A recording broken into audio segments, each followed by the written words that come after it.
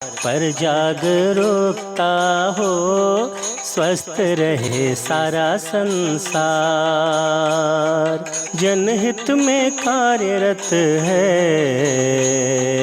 अपना ये समय। मारवाड़ी सम्मेलन गुवाहाटी शाखा के कोरोना जागरूकता मिशन में आपका स्वागत है। आज हम चर्चा करेंगे किस तरह मनोविज्ञान रोग पर नियंत्रण करता है और अपना प्रभाव छोड़ता है।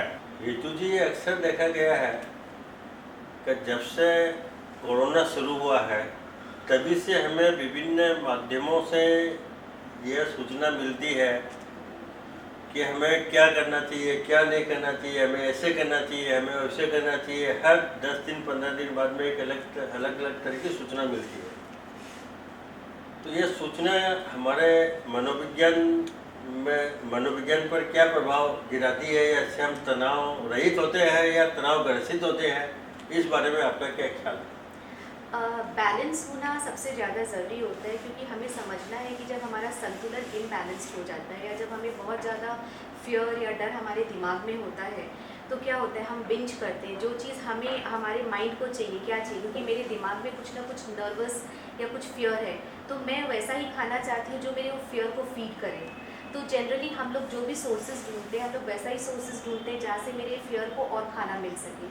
और ये स्वाभाविक है, क्योंकि हमारे जो हार्मोन्स होते हैं हमारा बॉडी को टेक ओवर करते हैं, और वो जितने भी वीकनेसेस या नर्वसनेस है वैसे ही माहौल को हम अट्रैक्ट करते हैं।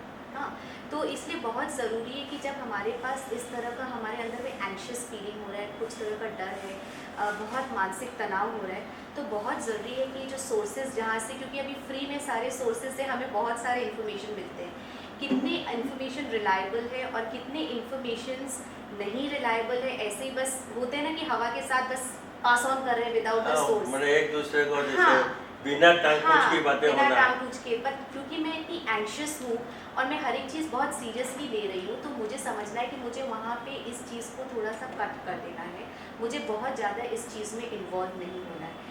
अगर राइट सोर्सेज से राइट इन्फॉर्मेशन आ रहे हैं तो उसे हमें एक्यूमुलेट करना है, उसे फॉलो करना है।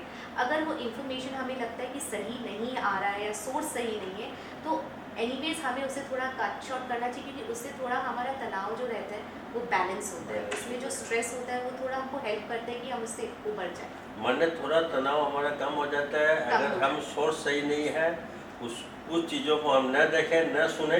हाँ, और जो रिलायबल सोर्स है उसी को ही हम अगर फॉलो करते हैं, हाँ, तो आपके हिसाब से तनाव काफ़ी कम हो जाएगा। हाँ, एक रास्ता मिल जाता है, एक रास्ता मिल जाता है, एक मार्गदर्शन मिलता है। हाँ, उससे हमारे में एक तनाव रहित वातावरण हमारे दिमाग में आ जाता है। जैसे आपने बताया, हमें कहीं भी निगेटिव सोच में नहीं जाना चाहिए। अगर कोई कारण से अपने अंदर निगेटिव सोच आ जाती है तो उसे कैसे त्यागें या उसको डिटॉक्सिफाई करें। निगेटिव तनाव को त्यागने के लिए हम क्या क्या कर सकते हैं? सबसे पहला बात, हर इंसान का अपना एक पर्सपेक्टिव है इस दौर को लेकर। कुछ लोग हैं जिसको ये पूरा दौर ही बड़ा डिफ़िकल्ट लग रहा है कि कैसे मैनेज करें, और कुछ लोग हैं, जैसे आपने कहा, उसको ये एक टाइम समझ रहे हैं जहाँ पे वो अपने आप को रीजुविनेट या अपने को डिटॉक्सिफाई कर सकते हैं। तो सबसे पहला बात, नेचर। अगर हम नेचर से कनेक्ट होए, अगर वातावरण, क्योंकि जब हमारा जीवन बहुत जल्दी चल रहा होता है तो उस टाइम हमें उतना टाइम नहीं मिलता है, तो खुली हवा में सांस लेना, आई थिंक वो सबसे बेस्ट है एक एनर्जी को अपने अंदर में अब्जॉर्ब करना। गार्डनिंग का शौक़ है तो फूल पौधों के बीच में रहना, सन गेजिंग करना, स्टार्स को देखना, या आकाश के नीचे में रहकर उसको उस तरफ में से देखना, या मेडिटेट करना, या उस बारे में सोच विचार, उससे भी हमारे माइंड को, हमारे प्रोसेसिंग को बहुत कामनेस, बहुत पीसफुलनेस मिलता है। तो आई थिंक अगर हम नेचर के साथ अपने आप को कनेक्ट करें, जो लोग बोलते हैं मदर अर्थ, अगर हम अपनी धरती, अपनी नेचर के साथ कनेक्ट होते हैं तो हमारे को एज इट इज़ बहुत शक्ति मिलती है। और ये सब चीज़ जब हमारे पास जीवन में बहुत कुछ करने को होता है ना, तो मन में रहता है लेकिन कर नहीं पाते। तो अब जब हमें ये अक्सर ये मौका मिला है, तो इस मौका में आई थिंक हमें बहुत ज़रूरी है कि हम अपने से, अपनी माता से, अपनी नेचर से तुरंत कनेक्ट करके अपने आप को वापस से डिटॉक्सिफाई करें, रीजुविनेट करें। तो I think one of the best veg जिसे हम कर सकते हैं कि नेचर से कनेक्ट हो जाए। नेचर के अलावा और कोई भी ऐसे सोर्सेज है जिससे हम अपने आप को तनाव रहित रखने के लिए उनके साथ में हम जुड़ सकते हैं? हाँ, बहुत सारी ऐसी चीज़ें हैं जिसको आप अभी अपने लाइफ में, अपने लाइफस्टाइल में इंक्लूड कर सकते हैं।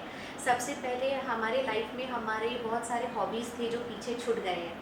अभी आप देखेंगे तो बहुत सारे सोर्सेज या मीडिया में आप देखेंगे बहुत लोग पेंटिंग में बहुत ज़्यादा विश्वास कर रहे हैं, मंडाला बना रहे हैं, डूडलिंग कर रहे हैं, कैनवस पेंटिंग कर रहे हैं, और वो बोलते हैं उनके लिए ये एक तरह का मेडिटेशन है।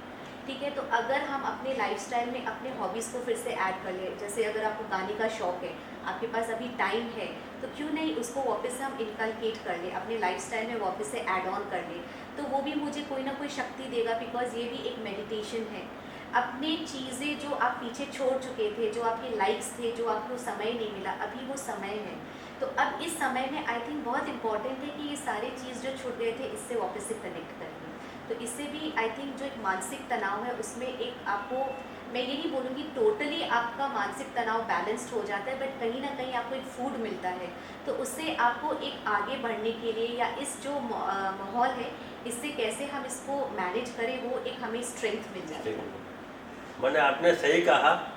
ये अक्सर देखा गया है कि कोरोना पीरियड में जब लॉकडाउन वगैरह चल रहा था, खैर हमें ज़रूरी सेवा में लगे हुए थे, हमें निकलना पड़ रहा था, किंतु घर में अक्सर बच्चे से लेके बुजुर्ग व्यक्ति तक लूडो भी खेलते थे, ताश भी खेलते थे, वो सांप सीढ़ी है या चौक से बना के खेलना, वो भी हमने देखा है इसको। जो हमारी संस्कृति या पूर्वज जो अपनाते थे वो पद्धति वापस आ गई है, एंड बहुत मज़ा भी आ रहा है उसमें। इसका माने ये एक सकारात्मक सोच की ही वजह से है, बस। और ये मनोविज्ञान के साथ में ही जड़ित है। वही है।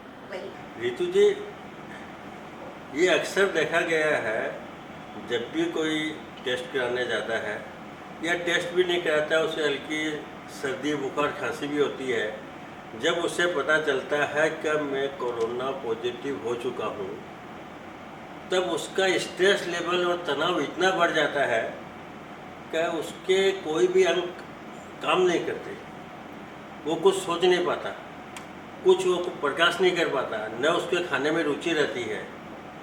तो क्या यह तनाव अपने शरीर के ब्रेन या हार्ट कहीं से कनेक्ट है या इनको भी कुछ डैमेज करता है?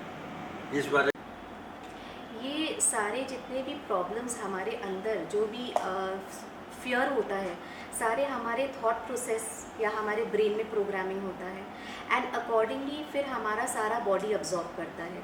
तो ऑब्वियसली ये एक डर तो हम लोग सबके अंदर में है, क्योंकि अभी तक एक सर्टेनिटी या एक जो हम बोले कि प्रॉपर ट्रीटमेंट, वो एक आम जनता के पास अभी तक उसके बारे में प्रॉपर इन्फॉर्मेशन नहीं है। तो जो भी रहता है, तो अगर हमारे पास में अगर ऐसा आता है कि मेरे को कोविड हो गया है, तो मेरा दिमाग सबसे पहले यही होता है कि क्या होगा, और हम लोग एक्सट्रीम में जाते हैं, हम लोग बैलेंस नहीं रहते हैं कि ये कुछ नहीं है, वायरस है, ठीक हो जाएगा। हमारे अंदर में वो ऑलरेडी एक फियर रहता है, तो वो फियर को क्या होता है और फ्लेमेबल आ जाते हैं वो, और एक्सप्लोड हो जाता है। तो उसके कारण हमारा जो प्रोग्रामिंग ऑफ द माइंड, जो डर कहीं ना कहीं था, वो डर और ज़्यादा निकल कर बाहर आता है, और फिर हमारा प्रोग्रामिंग के हिसाब से हमारा बॉडी टेक ओवर करता है।